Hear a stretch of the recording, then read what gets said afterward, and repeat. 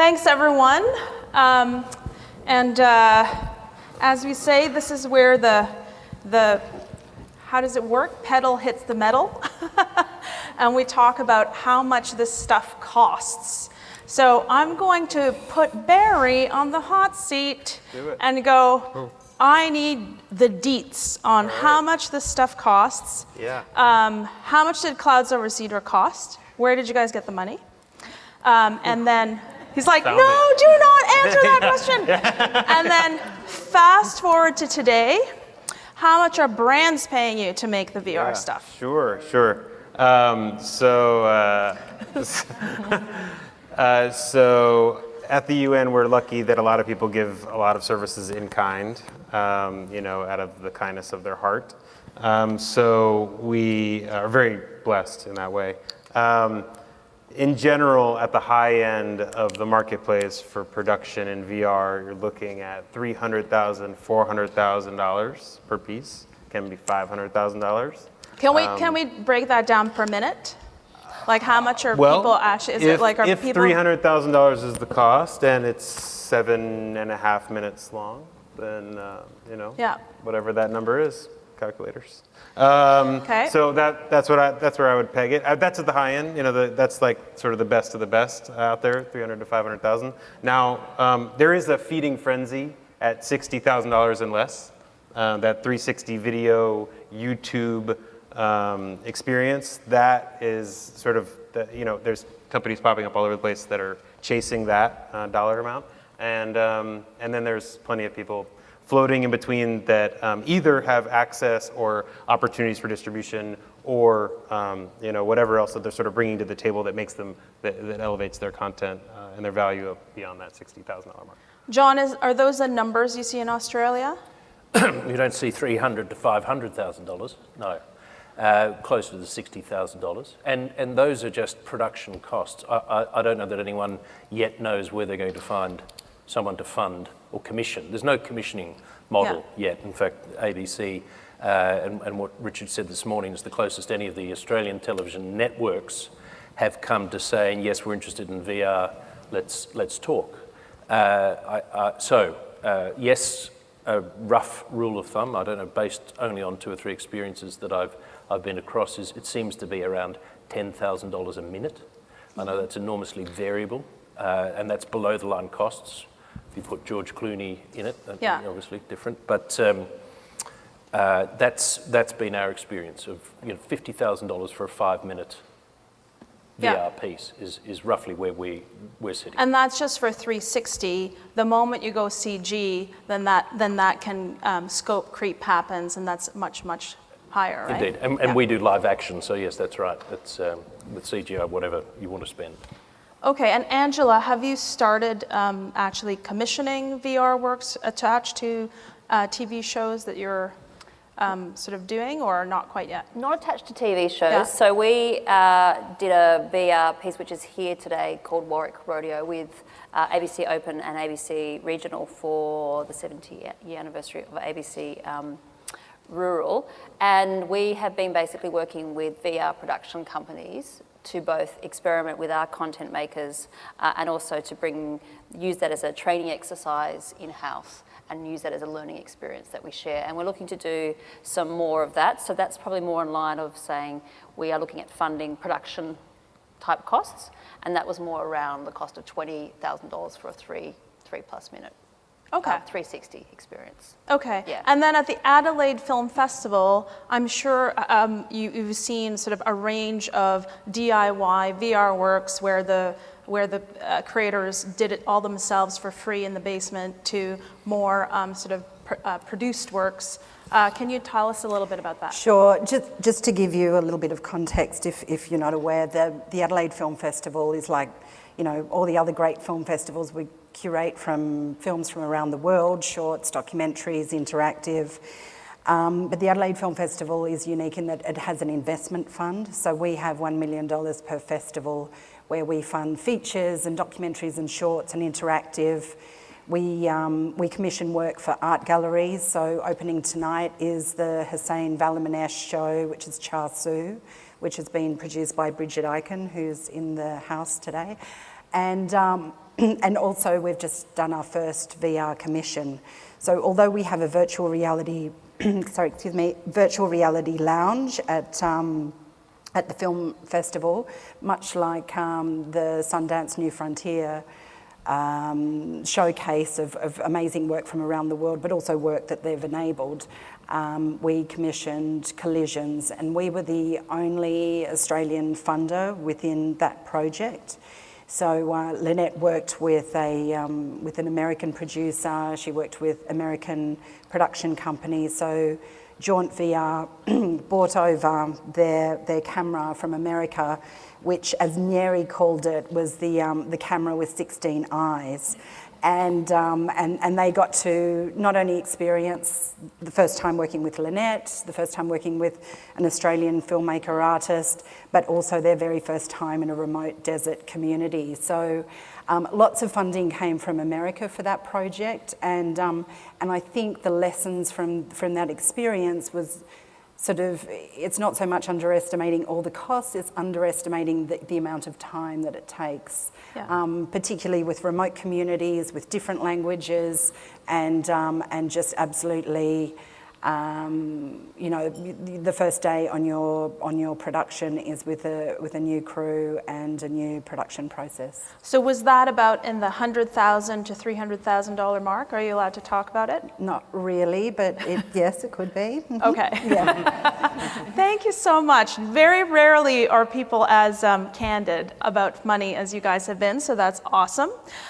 So let's call it 60 grand, right? So if the average is about 60 to 70 grand, what is that? Is that like just throwing it in a black hole? Because we're not recouping much money for that 60 grand that we've just invested. So how are you guys thinking about that type of investment, and for how long are you willing to shell out the dough until you see something come back? Let's take Angela and John first. Oh, okay. You've got more of it than I have, so... More dough or words. Okay. I guess we see the investment in the context of being a national publicly funded media organisation of 3,000 plus people, and in the context of saying, well, it's something that maybe is not mass now, but we think in 5 years we're going to see a very large growth in it.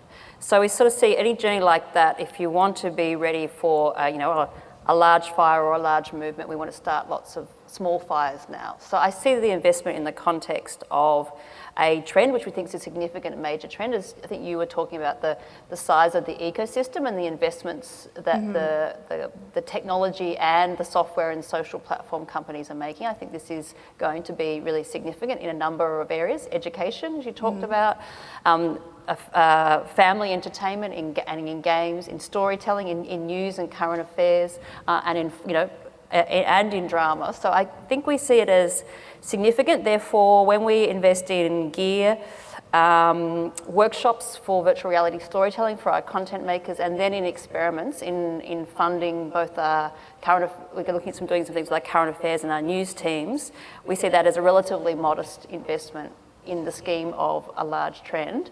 So not a return on investment though for this year, that we would say that we're doing it for the sizes of the audiences now. Or mind you, I was on a non-ABC news site today, and the big ad that exploded across the screen was the giveaway for the Samsung headgear with the mobile phone. So I think it may turn out to be higher penetration earlier than we might think. So we really want to invest in the entire organisations and upskilling, and then partnering with production companies as well, because we need technical skills to be able to figure it out. So we're not experts in that area, which is sort of, I think, why the partnership that Richard and Screen Australia does is such a great thing. I mean, given the fact that, as I said, there's all this money swilling in the system, a lot of it is being directed to American production companies and also the technology companies. To what extent are you guys pressuring Facebook and Google to start investing in the people who are going to obviously be making content for their platforms? Are they open to working with you guys, either as a production company, as a film festival, or as a broadcaster? Look, the experience we've had, and perhaps I should set some context too. I mean, we and this might not be an uncommon experience, but our company effectively at the moment remains a virtual company. No one's been able to completely give up their day jobs. Okay. Or at least that's the election we've made. So we're very minded towards collaboration. You know, we're trying to, we know the hardest thing in the world to do is to create a brand off a blank sheet of paper. So where we can find people with existing IP that we could add a VR experience to, we're looking there. Our experience with the Hollywood studios, and you're right, you know, there's much more money floating around in America than here, has been that there's a great race on to be second to market. None of the studios wants to go first. And the consequences of that are good and bad. The good are that they're very happy to receive pitches. They're even very happy to license IP to you. Okay, if you can make a VR experience. The caveat always being, but you'll have to invest in it. We might bring some investment in, but that spend is coming from the marketing department. It's not coming yet from the production department. So, and they're all, you know, dicing around each other to figure out who's going to spend the first $1 million on a VR experience. But to the best of my knowledge, none of them have. They've done, you know, they've done the Martian VR, and we were involved in the production of the Suicide Squad VR experience that will be released at Comic-Con next month. So that'll be a great calling card for us. But I'm very mindful of the fact that you have to start with a $250 million feature film to make the VR experience off the back of. So it's ridiculous to say, oh, you know, go and make cinematic VR in that regard. But it's been important for us to start that dialogue and to use what we do have, which is a deep talent pool here in Australia, incentive schemes that need to evolve. You know, there's still some confusion about where VR sits. Is it an effect? Is it a visual effect, or is it filmmaking? Where does it actually sit? But as those models evolve, Australia and New Zealand, of course, will be popular places to draw talent pools from. But we're still finding that we have to take very small steps, otherwise we'll lose the whole resource base. Yeah. But I mean, the same pattern that exists in the feature world can also be laid over this new situation. I was at Sundance New Frontier with Collisions after the World Economic Forum premiere of the work, and Lynette was on a panel with Industrial Light and Magic and Ridley Scott's company. So there's big old Hollywood with humongous budgets and the power to set the dynamic for this new sphere of production, using all of the same contracts and IP situations against the independent artist. And there is Lynette, the only Australian artist to have been invited twice to the World Economic Forum. Her work's been commissioned by them. She received Sundance New Frontiers first fellowship, and there she's fighting for the right to party as an independent filmmaker and artist. And actually, that's an age-old situation. And I think the same thing could potentially happen with funding, but I'm hoping that because we're all a lot more self-aware this time round, we might just be able to sort of break down those paradigms and get a little bit more adventurous and risky and enable a broader range of people to contribute to the field of VR. Okay, I want to put a pin on that because I have a follow-up question, but I wanted to ask you, Barry, so in terms of, commercialization and what your thoughts around that, you're now running a consulting firm that capitalizes on the work that you've done in the UN and selling that to larger brands / corporations. Totally. Is that how you're thinking of funding your VR? So I'll back up one step and just say that my background a little bit in VR, so after Clouds Over Sidra, I was working at Discovery Channel at the time, and had taken a vacation for a week to go film that. When I got back, it was stop the presses, we're not making any more YouTube videos ever. We are only gonna make VR. And Discovery and VR is a no-brainer, and we should take people places and teach them things through immersive experiences. And so, Discovery is a very profit-driven institution, and they care a lot about ratings. And in a world where ratings are non-existent in VR, that was a hard sell. And so it took a while, but we, sort of got a task force together. There was a lot of sort of converting rectangular media, Flatties, Mythbusters, Survivor Man, shows on Discovery, existing IP, and converting that into VR experiences. My side of the aisle was more on the original programming side, so we wanted to create IP from the bottom up with the Sphere in mind. And together, I think we really did make a splash. It was in the New York Times. Within 3 months, we had an app, and I just found out that during South by Southwest this past year, they closed a $1.2 million deal with Gillette, which was mainly around VR activation and a stream of VR content. And right now they're doing a big, I don't know if anybody has the Discovery VR app, but there's a big promotion with the Prius.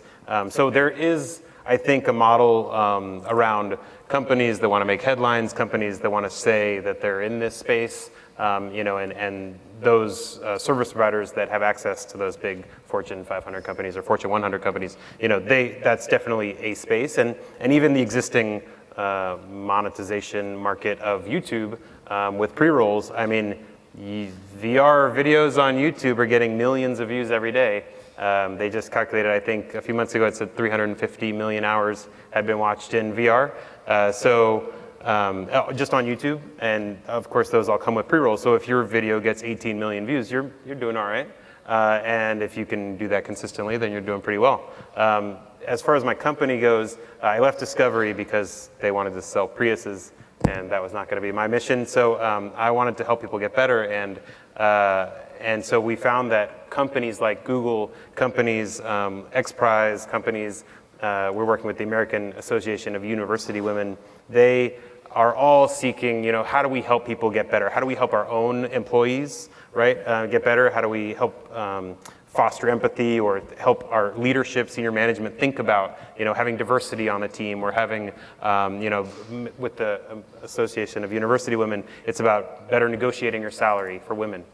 So what is the curriculum there, and how can we do that in VR and sort of build that confidence? And we find that, people want to, they want to pay for that empathy machine. They want to pay for that way to get people in the shoes so that you can feel that tension, you can feel the awkwardness of negotiating your salary. That's such a spatial experience, and it's hard to relay with a rectangle video. It's hard to relay with, a coach without sort of that live action. And for that type of professional service, if you will, is that also $10,000 a minute, or is it can you command a much higher price as a result of the fact that the budgets are coming from HR as opposed to marketing, et cetera? Yeah, they are above that. Okay. They are above that.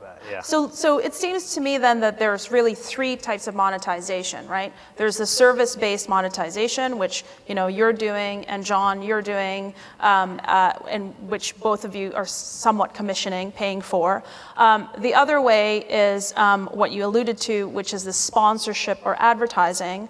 The third way, which I think hasn't really been discussed enough, is just direct-to-consumer payments. So it's about saying, you know what, you want to see my $60,000 film, you got to pay $299 for it.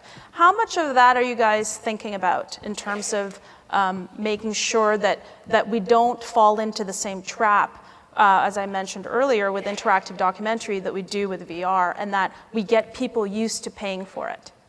Well, I don't know, but I was thinking about it this weekend when it was raining all weekend, and I had my kids in the house, and I do think there is potentially a market for good VR, particularly around family entertainment and around kids. I mean, the amount of money that parents will pay to engage their kids, particularly if it had an educational value. So I do think monetization of VR in that sense is a possibility. But yet, like you said, people have to get people to get that to be normal to them. I think there's I don't know if you see it in this sort of same sort of way, but I also think at the moment, because the race is on for the control of the ecosystem, and audiences have always wanted great experiences, there's also the monetization via the hardware or the people who want to dominate the ecosystem, effectively either making their own content or wanting our content to get that. And that's a very, very, very big industry, a very big billion-dollar play. So is that a monetization model? Well, I don't know. There's a lot of money going into those. How much of it's going into content? A very small percentage of it. But you're going to need the content to make those hardware ecosystems have value. But to follow that train of thought, I Yeah. mean, Samsung Gear VR with their Milk VR Yeah. app, so that's the place where you get the content.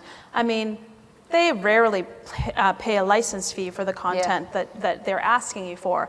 Are you prepared in order to participate in the ecosystem, in the race to be part of that winner platform, to give away all sorts of ABC content to Samsung Gear VR for free? I think this is a really good question. I mean, we put our Warwick rodeo video on the Screen New South Wales app today, but I think where we put that content and whether we give it for free is something we're going to have to answer in this period of time. Are we just going to distribute it everywhere like we put out social media, or are we going to create our own app environments and distribute them in our own sort of world? Yeah. For Adelaide Film Festival, are you thinking of creating that app environment so that you can capitalize on the VR experiences you're going to monetize? Perhaps. I mean, I think at the moment it's getting a broader audience to understand and fall in love with VR. Again, at Sundance, and I won't name the publication, but it was an editor of a major film review magazine, and I rang him and said, I'm here in Sundance, come down and have a look at Collisions. He went, oh, I've never seen VR. So you start to think, okay, who are the critics who are looking at all of this work? Who can we read, or who are the, if you like, the Margaret and David of the VR world, who we can go, what are they watching, what are they like? You can't consume everything to be able to find the newest or the latest or the best. So who are the people who are going to help us navigate? I think there are so many elements that still need to sort of be fleshed out. Again, it's about the physical environment. So at the World Economic Forum in Sundance, there was a simultaneous screening of Collisions across 200 headsets, both in the cinema at Sundance and at the Economic Forum. And again, you just start to think, well, how are cinema spaces, or those entertainment and art spaces, going to shift in the future physically so that you can have a space big enough to walk around and play with your friend, or be on the swivel stool so that you don't, fall over Is there a screaming. pop-up VR cinema in Australia yet, or not yet? No, it's been more, spaces like Carriage Works, or we use foyers of cinemas, but you don't want to sort of impose, rows of people sitting looking through the arch, even though they're flying through the air 360. So we have to start thinking about those spaces differently. So for the moment, I think it's about creating a really great appetite for it. I mean, in the future, possibly, when a big VR project drops, like a big game, you might be able to sort of charge for a while. But really, if you want people to keep being engaged at all age levels, you've got to make it accessible. Well, I would say that one of the fastest growing startups that we're seeing in North America are VR cinemas. So they're either physical VR cinemas that entrepreneurs have decided to start up in cities. So there's Pickup VR Cinema in France. There's some Danish one that's just about to launch. There's a couple of them opening up in Montreal and Toronto. And I think that's to answer the question. There's even a gaming arcade, VR arcade, that looks so cheesy, but they're charging $20 for people to play HTC Vive games on. So that's a real entrepreneurial model that's emerging, as well as platforms for distribution, of which there's one in Australia who I met called Lens. Is that true? Is that your name? Yes? Are you still here? Okay, no, they're the Netflix of VR, apparently. They're here. Lens Immersive, yeah. So how are you guys, can you talk a little bit about what needs to happen for you from a North American standpoint, and perhaps you guys from an Australian standpoint, in terms of how do you actually end up playing a role in that competitive space by banding together nationally? This is something that could be commissioned by Screen Australia to create that single app platform where all VR experiences could live, and that could actually end up helping position all VR content creators in this country well. Is that a bad idea? Do you think that's a good idea? Is there talk about it? Can you? Well, I'll just say that obviously as an industry, as an emerging industry, we don't yet share a lot of context or currency exchange rates. The currency of free-to-air television is half-hour and one-hour television shows. The currency of cinemas are 90-minute feature films. But other than the fact that I think everyone agrees that you've got to be careful about inducing motion sickness or wearing the goggles for too long, or as I've heard recently, passing on eye infections by sharing around your Gear VR. It seems to be that what we have to all arrive at eventually is some kind of agreed context about the grammar and vocabulary of the piece. Our view is to try to build episodic content in a 5-minute zone, could be 5 minutes to 8 minutes. We're focusing on horror experiences, not because it's anyone's particular preference, other than they're fun to watch, but because there's already a very strong appetite for horror content amongst gamers and film viewers, and boys aged 14 will endlessly go and watch horror content. So it's, for us, we're targeting that because we think that might help us determine some modelling around the pieces. And we all know, thanks to iTunes, that a song's worth 99 cents. We still don't know what a season pass to 5 episodes of 5 minutes of content is worth, but we're having a punt that it's around $6.99. We're looking at things like, what's the cost of a graphic novel? How much would you pay for that? So how much would you think about paying for episodes of horror content? And from that, we'd branch out. But would you prefer to just distribute all that content on your own proprietary app, on an existing private sector, tried and true platform like Milk or New York NYTVR if it makes sense, et cetera? Or would you prefer some kind of Australian? I know that's a rhetorical question. We all dream that it's our own proprietary app and we just pump it out. Yeah. But I think we all accept that we'll have to deal with the Jaunts and the Next VRs and the Lens Immersives to help Screen New South Wales app, of course. Until there are several problems that I think everyone knows about. What are you going to watch it on? The statistic that I found most impactful from Coachella this year was that, and some of you may know this, that Coachella, the biggest music brand currently in the world, had for the first time 360 streaming. They had 100,000 people at the event, watching the event, enjoying the event. They had millions of people around the world streaming on 2D, and they had 9,000 peak, 5,000 average, 360 streaming audience, simply because that's how many people had access to 360 players and knew about it. So you can't make $1 million piece of VR for 9,000 people. Yeah. So we will work with bigger platforms until the brand's established. But the beautiful, and the expression earlier today was the democratization of content.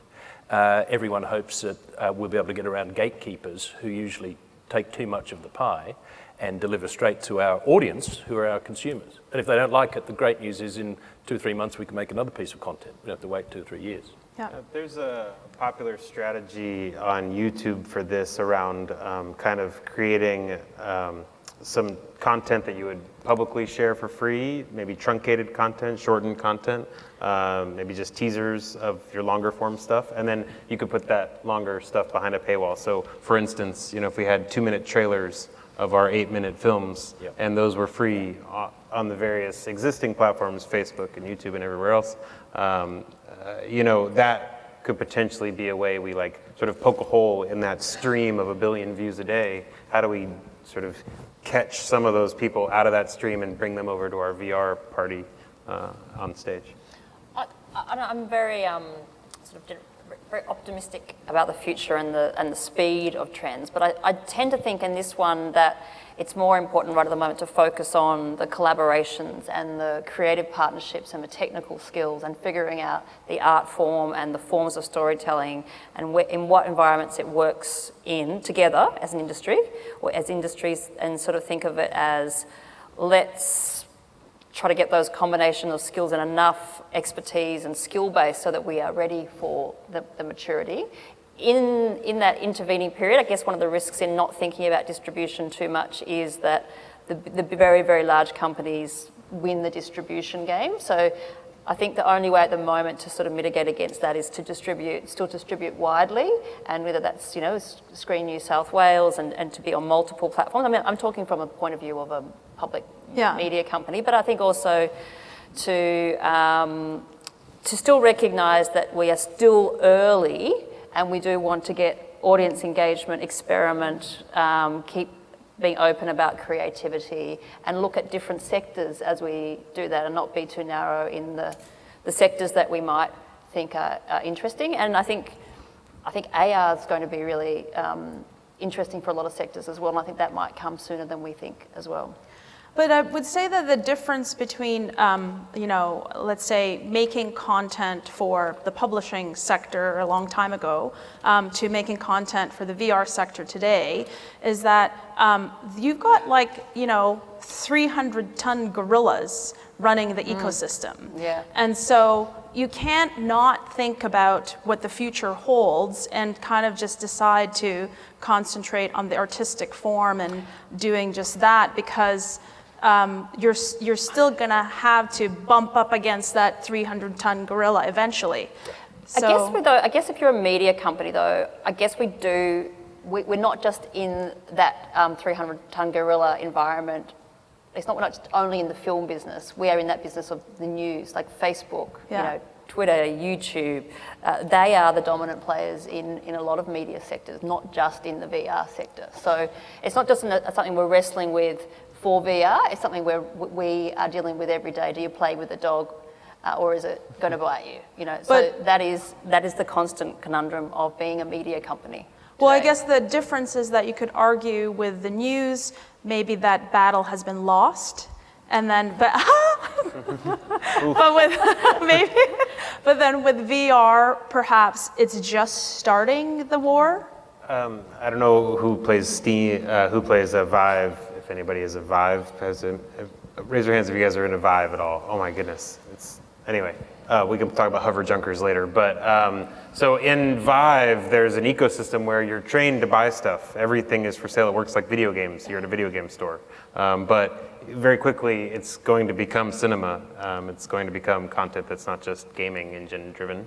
And so I think, we live in a time where everyone's buying 99-cent apps, where everyone's buying $2.99 apps, where the price of your app, if your app costs $5.99, that means something different than if your app is free or 99 cents. And if your app is $19.99, then all of a sudden you've created a value just by adding a price tag to it, a perceived value. And so I think there is a game we can play there, and I think that we should lean into the in-app purchases that are sort of rampant in our kids' games, but can be an opportunity for us to explore deeper, find out more. It's sort of what the New York Times model is of you get these 10 articles, but if you want to go deeper, if you want to read more of us, you pay more while you're inside. So I think there's something there. What about the other side of that, which is public VR? Will there ever be public VR, in your estimation? Like, you work for the UN, you work for a public broadcasting, film festival, horror, probably never land in a public, walled garden. Yeah, you're in the wrong business for that. But what role should we play as creators, as broadcasters, as funding agencies to encourage and ensure that there's like a public space for VR? Because right now, we don't have a public space on the web. So what's our role in that? Well, I think it's essential in terms of broadcasters, festivals, even our own websites. We can continue to curate work. And again, I just go back to the point that we're at a point, following up on what you said, that we're sort of at the beginning of this wave. So we can afford to sort of create new rules and structures that kind of suit the sensibility or the affordability, but also the experimentation of VR at this point. So it doesn't all have to follow sort of the classic lines of signing up to the big company who's going to go and own the IP, that we can become our own broadcasters and distributors. I think the public VR is a really interesting point, and particularly with how cheap the hardware is becoming, and sort of what I saw at South by Southwest. I really wonder if the that VR is going to be driven mainly by younger people who are going to make their own sort of VR, and I don't know what that format will be or what the exposure, and I think that would be fantastic to people, if that generation is really excited about these sort of cameras and what they can do with them, to have spaces with that, a new kind of creativity, and those people can experiment with it. So yeah, I think that's a really, I haven't got an answer to it, but I think that a space that was public versus, say, one of the existing spaces, and being able to encourage and foster that creativity. I just see it exploding. I've never really seen the amount of consumables in that sector. I think we're going to see a lot of really interesting stuff emerge. Yeah, I just, for me, it feels like that's such an opportunity. I hadn't really thought about it, and a light bulb just went off about, ABC and PBS in America and BBC, and they really could grab the torch. They really could grab the torch and own that space. That's such an interesting idea. We live in a world of, YouTube, where it's privatized, where it's advertised, and where there's other agendas at play. And we don't have to live in that world. We have, private donors and governments that want to support public art and public television. And it feels like there really is an opportunity if people got together. And it's just a positioning thing. I think it's just a perception. It's the same app. It's just you have to only talk about it as this public free space that, really is a sort of a petri dish of a new art form, rather than thinking of it as, Are we getting a money machine. We're getting pitched here, are we? Oh, sorry. Yeah, I'll stop. Yeah. I mean, this will have to be publicly funded. So. Canada will join Australia to do this together. Before we close, I'm sure there's questions on the floor. Am I allowed to ask for questions on the floor? Okay, excellent. So who's got a question? Yeah.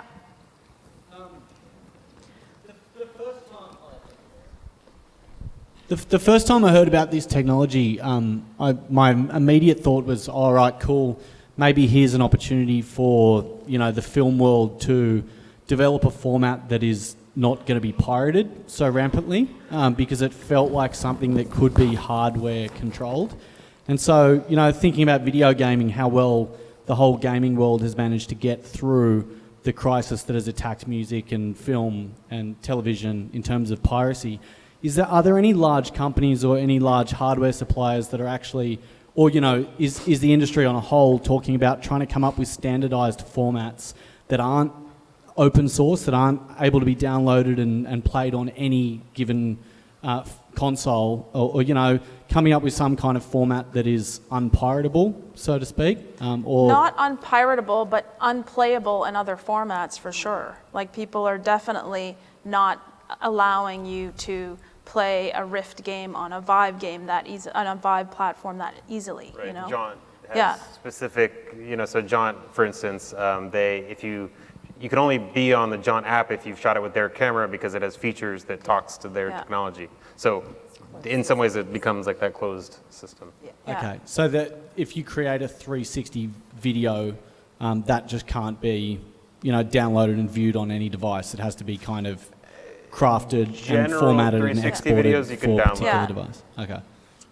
But I think in general, most people have the opposite problem in VR. You want as many people to watch it as possible.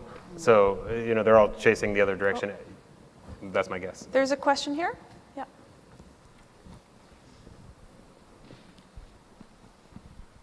How's that? Hi, Alison from Virtual Drag. I guess it's almost a contribution and a comment as much as a question.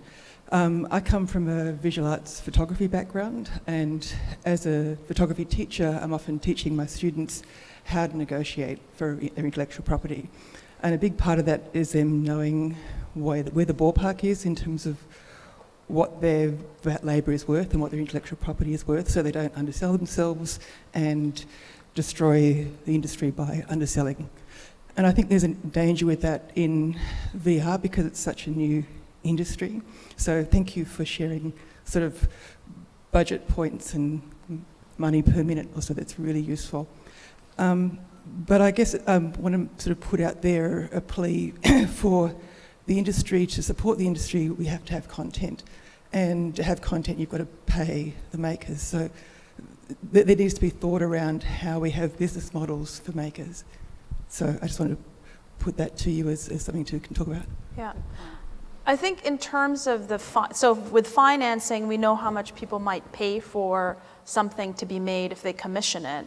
In terms of licensing, my only experience of licensing recently is the Chinese, because they have these sort of VR hubs everywhere in China.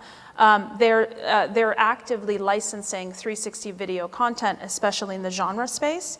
And the price points are around $5,000 for like 3-4 minute videos. So you could argue, actually, I'm quite surprised that they were even paying that much. Has that been your experience in terms of? There you go. No, well, I haven't had that experience yet, so that is interesting to me too. The anecdote I was going to share, I know there are several TV producers in the room, as I am, and I think it was emblematic of the buzz around VR. That this morning I had a breakfast meeting with a media agency here, a very big media agency, pitching to them a TV show for brand funding, watching as their eyes rolled back in their head with boredom and wishing they were somewhere else. And then I realised what time it was. I said, actually, I'll have to wrap up because I have to go to a VR event, Carriageworks. What? You're in VR?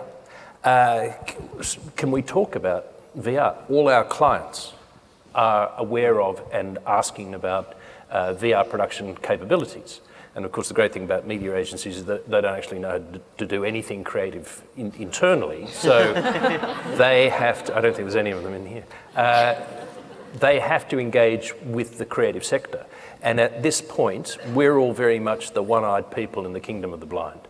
So if you have ideas that you thought were good sponsor-led or brand-funded opportunities, I think you could talk to just about any media agency in this country and they would welcome the conversation, if you know how to make VR. Yeah, and I think the one thing I might add is like perhaps there's a way to structure it so that instead of the $10,000 a minute, you charge $13,000 a minute, save the $3,000 to do your own original content so that you have like double the ability to seed the industry with content that you're making. Yep. We had another question over there. Yeah. Hey, how are you doing? Jamie from Byron Bay. My question's actually for you, Ana. I saw some of your work in Cannes, and I'm just wondering, to turn it back on you, I know that you produced a bit of content, and how much did some of that cost? And also, what are the funding bodies like in Canada? What do the models look like there, where they already exist, hopefully? Sure. So for us, our content ranges from about $10,000 to about $100,000, depending on what we're making. And the $100,000 would be like a co-production with another agency. We haven't gotten to the $300,000 commissioning dollar amount yet. But in terms of financing in Canada, there's actually quite a bit of co-production work that we do. And Australia is a space in a jurisdiction that we're very eager to partner with. At the Canadian Film Centre, we have quite a number of potential opportunities that we're building. One is a genre VR accelerator focused on horror, thriller, etc. In fact, I'm curating the genre VR film program at Fantasia Film Festival, and I'm happy to say that I've seen some work here that I'm hoping will be premiered there. There's that kind of stuff, and that's a competition, so there's going to be a prize. It's the first time we're going to provide a prize, a cash prize to the winner of the competition. So there's that kind of work that we're doing.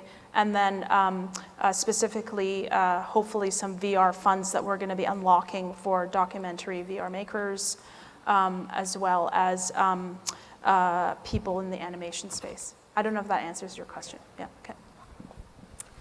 Any other questions? So maybe one oh, yeah, sorry. Oh, yeah, go ahead. So this is bringing it a bit more down to earth. So I've pitched a few ideas to a few different people, and they've all said, so who's going to watch it? Where's your distribution? Nobody's got gears. Is it really going to be through Google Cardboard? That doesn't look as good as what you just showed me. How do you answer that question? Who's asking, in that scenario, who's asking you that question? I think that's important. I've had both creative and so content pieces as well as sort of commercial partners, so brands. For me, the short answer is headlines. That's who's watching. If you create something that sort of builds an organic headline, then you've spent their money wisely. So it's essentially doing the VR content so that they can get publicity in other media? I mean, that's how, there's no audience, so it's a very small audience. So it would be hard to argue that you're going to get a lot of impressions. Now you could argue maybe that those are valuable, the few impressions you do get are valuable. But I think the better sell is look at all these awesome headlines coming out of every competitor you have.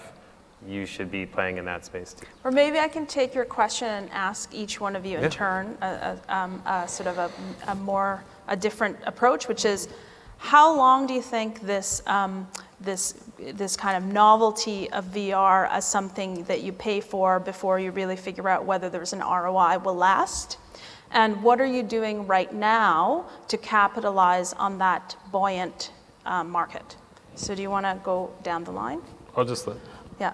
I guess that I see some different sectors in VR. I actually don't see 360 video as novelty. I think already we're seeing 360 video in rich news stories as something that we've tried and getting already large audiences on our platforms and on other platforms. So I think this is that thing about, let's think of it in the context, if you are trying to build momentum and build fires because we believe that something big is going to arrive in the future, can't just think of very expensive things that are going to get low return on investment because we haven't got a distribution platform. But where are the places where there are already a lot of people who want to immerse themselves in a story in a different way? And there's lots of those platforms in existence and lots of people starting to use them. So we're getting tens and tens, hundreds of thousands of people watching 360 videos on our news site. And I think starting to use some of these places and get people used to it.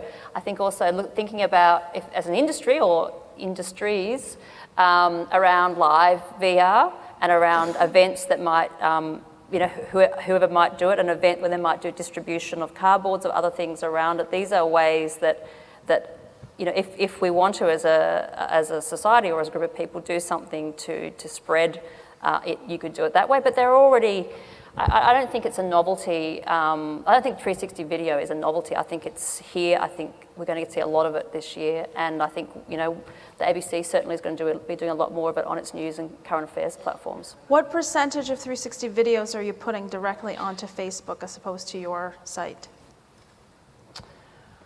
It's a good question. I don't know. I presume we put them onto other platforms when we put them on our site at the same time. But I think we are getting more views through our site, embedded in a story, so accompanying a story. So, for example, we did one on poppies in the opium industry in Burma. So in the context of a story, so a richer experience of that. Great. Yeah. I'm sure everyone's heard it's become cliched now, but the Gear VR head-mounted display is supposed to become the hoverboard gift of Christmas 2016. So you will start to see people walking around.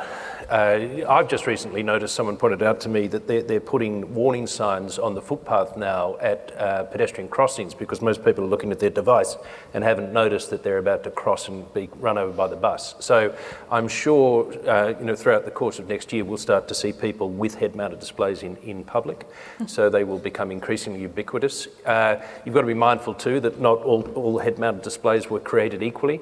The Gear VR allows for mobility. You can take it out of the house, but you pay a price in terms of user experience and the amount of content you can carry around and the streaming capacity. If you want the best experience, you're going to have a computer-powered tethered device at home, but that's a different experience. I think it's akin to us watching what people do with their mobile devices. You might use your mobile phone to watch the goals of the week, but you're not going to watch the FA Cup final on your mobile phone on the bus unless you're desperate. So all we know is that the trajectory is up. Every analyst is suggesting that the market's going to be a $20-30 billion market by 2020. That has to be driven by content. It won't be driven by, you're not going to buy 2 head-mounted displays. So you are going to buy multiple content offerings.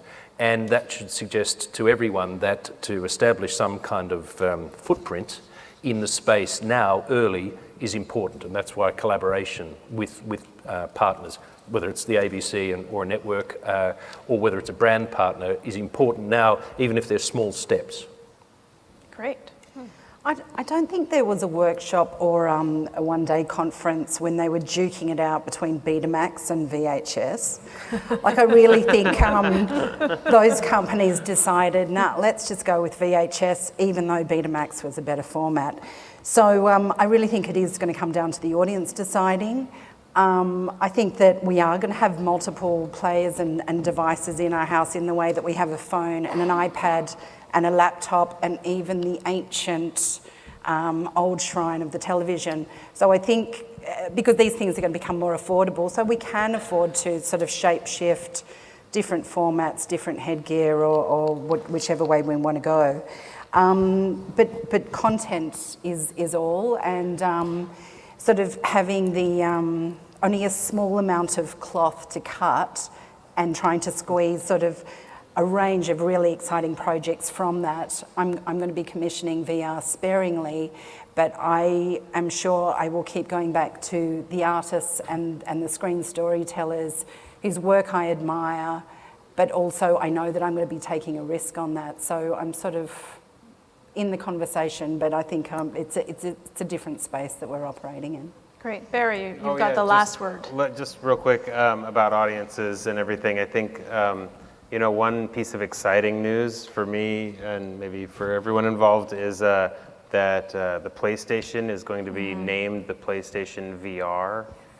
So there's 50 million people just in the US alone with PlayStations. You can imagine how big that footprint is. So that, and that is a home family device. I mean, it is about to become an adult device that your kids play with in the mornings, and then adults are, watching great documentaries in the evening. So, or whatever they watch. Barry, when you say adult device. Yeah. PlayStation. Anyway, that's it. Great. Thank you very Everyone, much. please thank our panel. That was great. Super interesting.